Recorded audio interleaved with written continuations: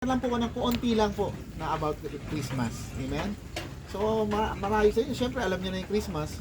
So, but this teaching po nawa ay mas magkaroon pa tayo ng more knowledge or wisdom at pagkaunawa sa totoong kahulugan ng Pasko.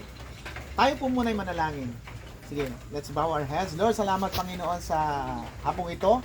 Lord, we thank you God for all the testimonies na narinig namin, Panginoon.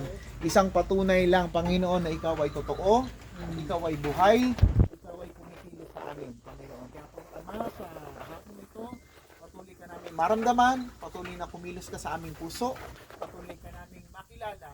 In Jesus' name. Amen. Okay. Hallelujah. Okay, real Christmas. Kung meron po kayong mga notes, kung gusto niyo po.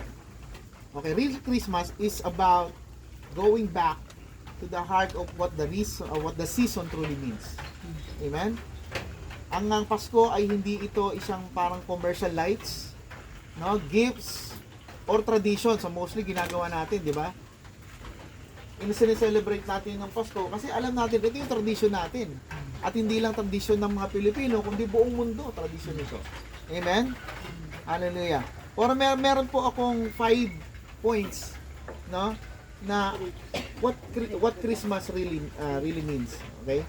So number 1 po, Christmas is about God coming to us. Yung sinabi kanina ni Sis Dulce. Si Ate Dulce, no? Ang Diyos ay pumunta sa mundo, no? Siya ay bumaba sa atin upang bigyan tayo ng salvation. Amen? Christmas is God stepping into our world through Jesus Christ. Amen? In John 1:14, amen, the Word became flesh and dwelt among us. Amen ba? And sabi doon, He didn't wait for us to climb up to Him. He came down to us.